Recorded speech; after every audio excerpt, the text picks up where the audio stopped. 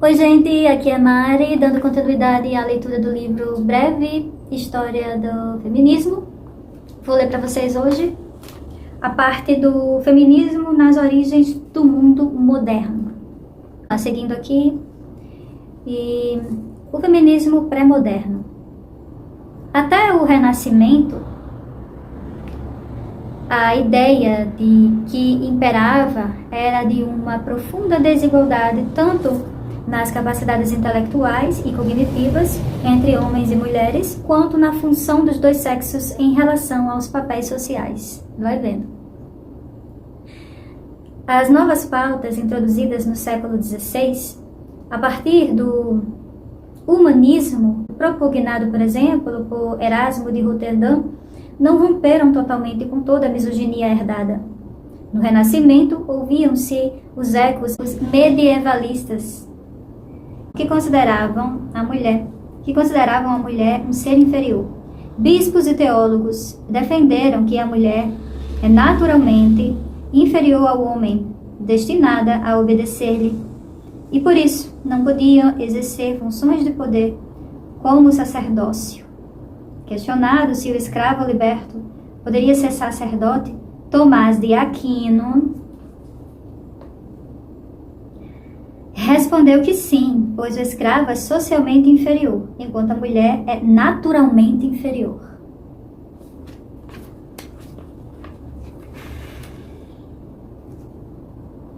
Esse é o tipo de santo da Igreja Católica, Apostólica Romana.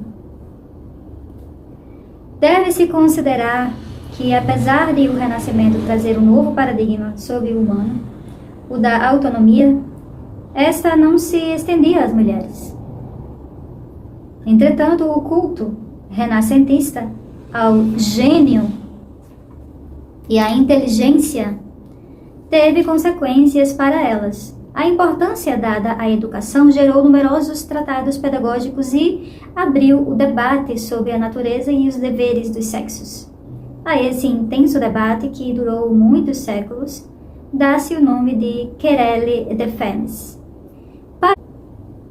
Para algumas autoras, as características da Querelle podem ser vistas como a célula máter do feminismo, especialmente por seu desenvolvimento de uma teoria no sentido original do termo, uma vez que os três elementos básicos desse pensamento são a oposição à dialética, à misoginia, o embasamento dessa oposição na ideia do gênero, tal como a entendemos hoje em dia, e a possibilidade de universalizar a questão e transcender o sistema de valores do seu tempo, apresentando uma autêntica concepção geral da humanidade.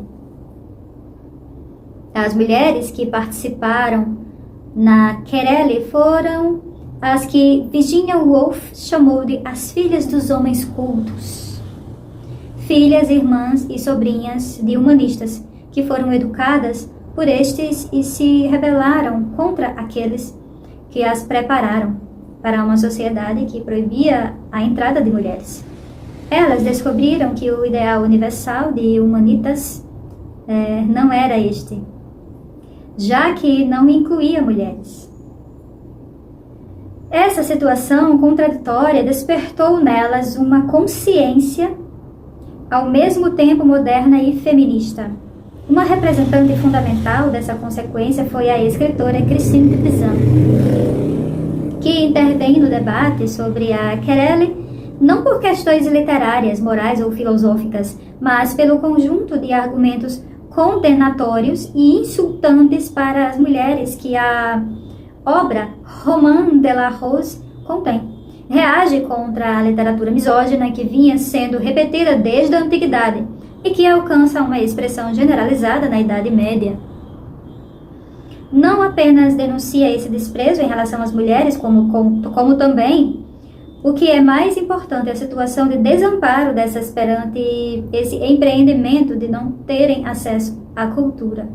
Christine de Pizan, que viveu de 1363, a mulher viveu de 1363 a 1431.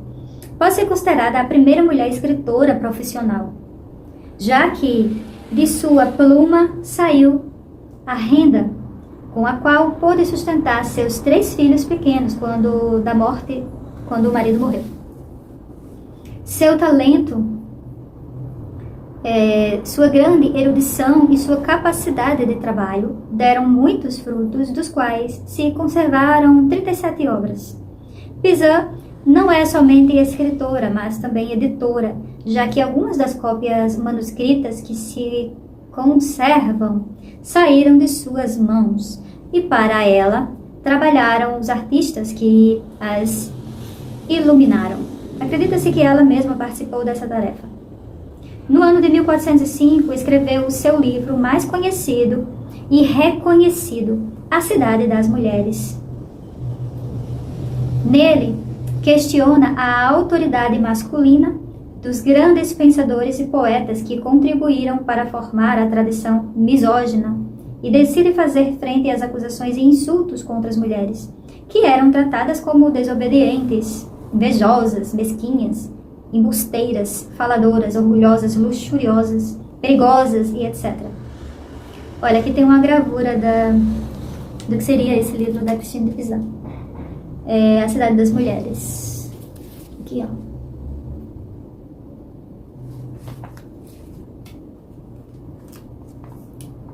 Propõe com firmeza e segurança uma utopia, um espaço próprio para elas, e reivindica uma genealogia de mulheres da capacidade de qualidades excelentes ao longo da história. No século XIV, ainda estávamos longe das formulações do conceito de cidadania e de feminismo. Não obstante, Christine de Pizan fala com a voz própria em um mundo no qual se discute sobre a natureza das mulheres, rebatendo com argumentos em seu nome e de todas as mulheres. Dispõe, ademais, deste espaço privilegiado e imprescindível que Woolf chamou de um quarto todo seu. Até escreveu um livro com esse nome. Sentada um dia em meu quarto de estudos, rodeada dos livros mais díspares, segundo tenho costume. São as palavras com as quais ela se apresenta em seu livro. A autora conta logo nas primeiras páginas como surgiu a ideia de escrever este livro e qual o seu propósito. Após receber a visita de 3 damas importantes, Razão, Retidão e Justiça, cujo resplendor iluminava toda a sala, que surgiram a construção de uma cidade que possa acolher todas as mulheres, uma cidade levantada e edificada para todas as mulheres de mérito, as de ontem, hoje e de amanhã. Isso aqui ela está falando do livro da Christine de Pizan, como ela escreveu, né? Os materiais e as defesas dessa cidade imaginária são as próprias mulheres excelentes de justiça, a convidada a misturar com a tinta a dignidade, usar sem pena este cimento que eu te provarei em quantidade. Razão, justiça e retidão vão proporcionando as melhores pedras com as quais construir os diferentes recintos da cidade. Aí tem uma citação aqui. As mulheres que a história, a mitologia e as lendas consagraram, depois de demonstrar seu gênio, sua constância, sua arte, suas virtudes, seu valor na guerra, igualando-as por seus méritos e não por sua condição de nascimento ou posição social. A cidade que fundarás com nossa ajuda nunca desaparecerá, mas sempre florescerá. Pese a inveja de seus inimigos, resistirá a muitos assaltos, sem ser jamais tomada ou vencida. Essa aqui é uma citação, né, do livro da Christine de Pizan, Cidade das Damas. Às vezes tem umas traduções que é a Cidade das Mulheres, tem outras que é a Cidade das Damas. Os alicerces da cidade, formados por esse cimento, os palácios e mansões, se constroem com todas as mulheres anônimas que coletivamente protagonizaram algum feito heróico e com as que conseguiram conservar seus nomes na história. Com esta construção, Christine de Pizan toma como sua referência e adota e aceita a autoridade de outras mulheres e constrói uma genealogia feminina que 5 séculos mais tarde continua tendo plena vigência como motor de movimento de emancipação das mulheres. A Cidade das Mulheres é não só um espaço metafísico, não só um espaço metafórico, no qual elas estão seguras, mas também local de relações regidas pelo direito, ou seja, um espaço de cidadania. Trata-se de uma verdadeira alegoria da autoridade feminina que permite a Cristina de Pizan revisar a história e ir incorporando todas as figuras femininas, desde as Amazonas e outras personagens mitológicas, até princesas e grandes damas da França, suas contemporâneas, passando pelas sibilas, as mulheres ilustres e fontes da antiguidade e até as mártires. No Tesoura da Cidade das Damas, livro prático de conselhos escrito no mesmo ano, ela propõe a divulgação e difusão de suas ideias pelo mundo inteiro e entre as mulheres de todas as posições sociais. Para tanto, se comprometeu a enviar cópias custe o que custar, e rainhas e damas da nobreza, e se encarregou de providenciar para que fossem examinado, lido e publicado em vários países. Deste modo, Pizan reivindica para as mulheres o primeiro direito do qual derivam todos os outros, ou seja, o do reconhecimento da condição de sujeito com toda a dignidade que isso implica e com todas as qualidades que se atribuía somente aos homens. Inteligência, força, valor, criatividade. Reivindica também como valores humanos igualmente dignos de consideração tudo aquilo que se reconhece como próprio das mulheres e que, em consequência, é desvalorizado: a ternura, o cuidado com as pessoas, a ocupação com tarefas menores, as tarefas domésticas. Ela estava falando aqui, né, que é importante a gente perceber que isso é uma condição humana e não uma condição de mulheres, condição de homens. Isso tudo pode ser aprendido. A mulher está falando sobre isso já em 1300, né? A mulher está falando sobre isso no século XIV. Imagina. A gente está falando sobre isso ainda no século XXI. Aí agora vamos para um outro ponto, a influência da Reforma Protestante.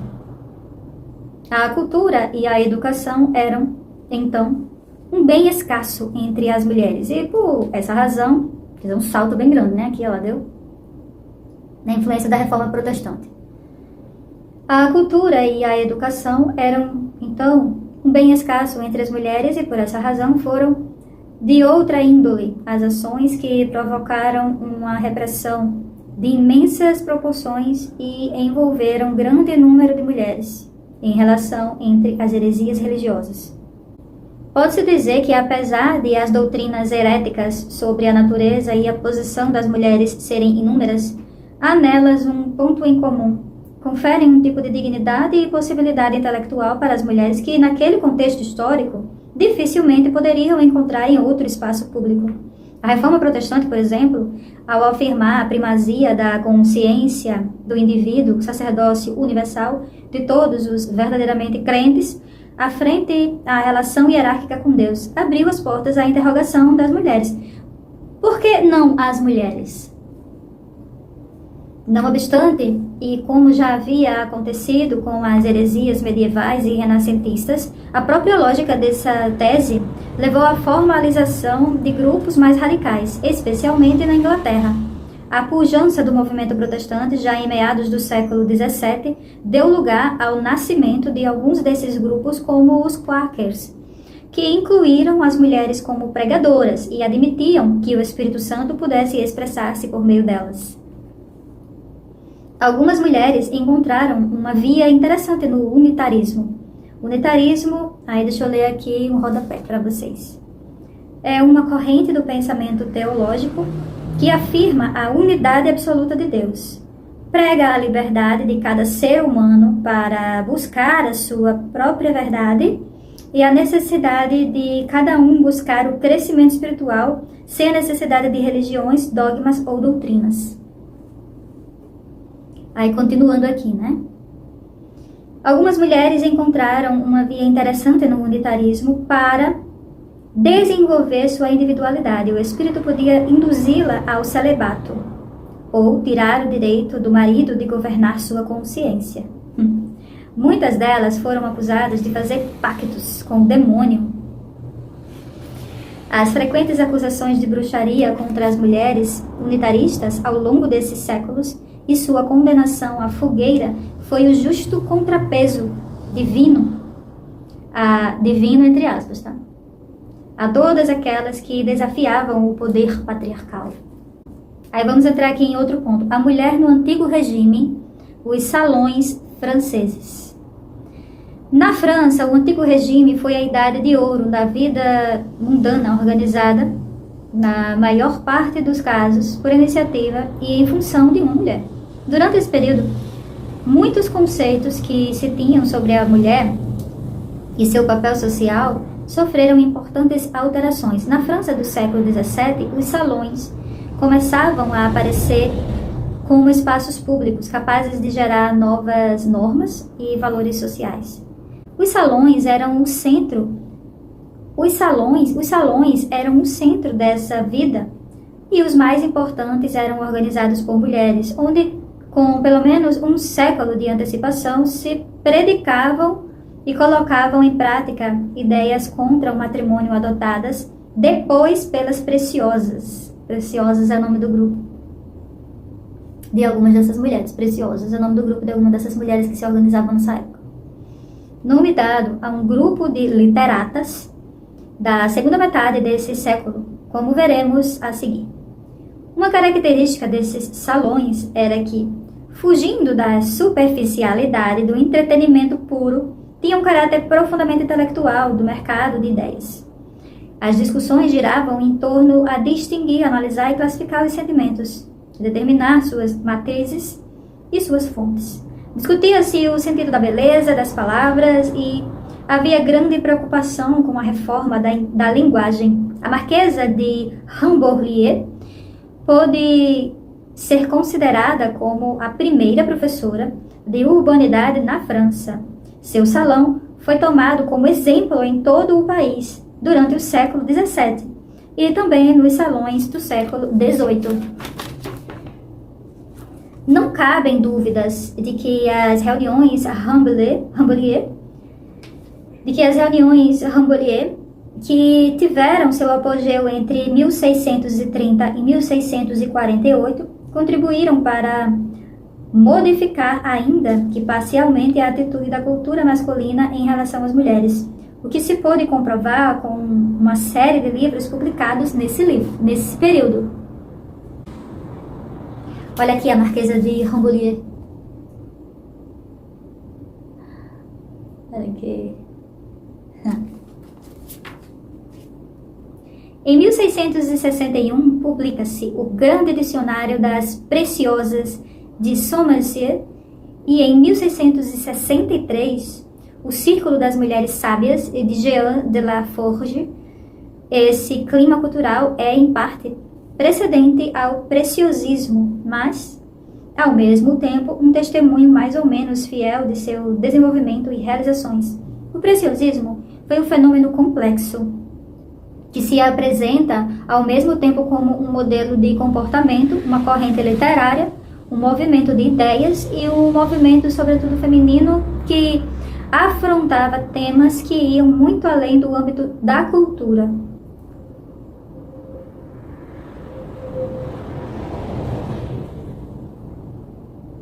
Segundo Badinter, foram as preciosas francesas as primeiras a questionar o papel do homem na sociedade. Consideradas as primeiras feministas, mulheres da aristocracia e alta burguesia, solteiras, independentes economicamente. Tinha que ser, né? Independentes economicamente. Consideradas as primeiras feministas, mulheres da aristocracia e alta burguesia, solteiras, independentes economicamente, defendiam a igualdade entre os sexos, o direito ao amor e ao prazer sexual, o acesso à mesma educação intelectual dada aos homens, questionando a instituição casamento e os papéis de esposas e mães como o destino da mulher. Elas inverteram os valores sociais da época. Apesar de seus opositores, elas conseguiram algumas mudanças. Claro que as mulheres lutaram contra essas injustiças dos homens, muito antes, obviamente, né? As mulheres não iam ficar apáticas a essa situação, aceitando tudo, todas as violências que elas viviam. Até hoje é assim, né? Mas a gente tem como provar isso porque tem escrituras, tem literaturas a respeito disso, tem livros publicados dessas mulheres já no século XVII. Então, é muito interessante a gente pensar um pouco sobre isso. Pra gente não achar que o feminismo é uma coisa do século XIX, né? Como é dito por aí, né? Por causa da palavra, por causa da epistemologia. Só que é uma coisa de muito antes, né? As mulheres lutam contra essas injustiças, as violências, né? Muito tempo. Isso aqui é mais uma prova, né? Esse livrinho aqui é legal porque ele traz à tona algumas dessas vivências das mulheres francesas, por exemplo, que são citadas aqui. Bem interessante a gente pensar sobre. A expressão précieuse passa a ser usada para designar as mulheres que reivindicavam acesso ao conhecimento e autonomia. São os salões das preciosas que irão introduzir novos padrões de comportamento. Foi Madeleine Scudder, literata e mulher de alta cultura, quem em 1650 lançou as bases do preciosismo e difundiu suas teorias. Madeleine Scudder, que é essa maravilhosa aqui, chiquérrima, nasceu em Le Havre em 1607. Ficou conhecida também como Safo. É a Safo, minha gente, é a Safo. É a Safo, minha gente. Seu pseudônimo como escritora. Escreveu vários romances em que situou a mulher como protagonista da sociedade mundana. Em seu salão recebia pessoas de todas as classes e sexos, sempre que se distinguissem pela inteligência. Foi a primeira mulher a obter o prêmio de eloquência da Academia Francesa. Podemos afirmar, sem correr o risco de anacronismo, que nos salões seiscentistas das preciosas delineou o que poderíamos chamar de protofeminismo, ou seja, uma atitude inconformista com as convenções sociais e as ideias em voga a respeito da inferioridade do sexo feminino e da incapacidade das mulheres para tratar de assuntos tão sérios como a filosofia, a ciência, as artes, enfim, qualquer forma de manifestação de inteligência e reflexão. As preciosas defendiam a capacidade feminina para o pensamento crítico, desde que as mulheres fossem franqueados à educação, o acesso à cultura escrita e à erudição. Quanto à moralidade e aos costumes, nada havia a temer, pois a história era testemunha do valor das mulheres cultas, algo que fora tema da polêmica que se iniciara no século XV, como vimos com Christine de Pizan e com as querelas des Femmes. As preciosas também criticavam a sujeição feminina estabelecida pelos códigos sociais, jurídicos e religiosos. Muitas delas expressavam por escrito essas críticas, formuladas principalmente contra o casamento e a maternidade nessa época, interpretados como verdadeiras prisões que impediam o desenvolvimento intelectual e a autonomia das mulheres. As demandas e petições, por inúmeros motivos, demonstravam a inquietude desse grupo de mulheres que abarcam desde a defesa das solteiras até o direito de usarem calças, como demonstra esse indignado artigo publicado em 1675. Aí tem um pedaço aqui da publicação. Abre aspas. Quando os homens imploram por suas esposas, as mulheres dominantes que vestem calças aplicam línguas, mãos, gênio, todos seus dotes, firmes no intuito de conseguirem conquistar calças. Nada as detém. Quando desperta o comichão até conseguirem satisfazer seu desejo de obter calças. Que absurdo. As mulheres vestindo calças. Acabou aqui, aí vamos lá. Certamente, essas mulheres ricas e bem posicionadas não chegaram a formular uma crítica à sociedade que as oprimia, nem conseguiram olhar para baixo para perceber que essa opressão era diferenciada de acordo com outras clivagens sociais. Mesmo tomando como modelo a sociedade da corte, com seus códigos de etiqueta, modelos calculados de conduta e de eloquência e personalização do poder. Neste caso, não o poder monárquico, mas o poder da grande dama. Um novo espaço de relações sociais menos verticalizadas começou a se configurar. Apesar de conservadores na sua estrutura e na sua concepção inicial, os salões, com o passar do tempo e com a ampliação dos interesses das mulheres, introduziram novas formas de habilidades não mais fundadas em privilégios e nas posições sociais, mas na cultura, no prazer da conversação e principalmente no cultivo de amizades. As preciosas, que declaravam preferir a aristocracia do espírito à do sangue, revitalizaram a língua francesa e impuseram novos estilos amorosos. Estabeleceram suas normativas em um terreno no qual raras vezes as mulheres tinham podido afirmar seu desejo. A especificidade da contribuição dos salões do século XVII ao feminismo se encontra no fato de que, graças a eles, a polêmica feminista deixa de ser uma discussão privada entre teólogos e moralistas e passa a ser um tema de opinião pública. Seguramente hoje se conhece muito mais a reação patriarcal contra esse fenômeno do que as obras produzidas pelas mulheres, reação bem simbolizada em obras como as de Molière, em especial as Preciosas Ridículas, representadas pela primeira vez em 1659. É importante ressaltar que as ideias preciosas sobre a língua francesa inspiraram a compilação do dicionário da Academia Francesa. Suas metáforas não foram construídas como imagens, mas sim como símbolos espirituais. Para representar ideias, se tratava de enigmas, que colocavam em jogo apenas a mente.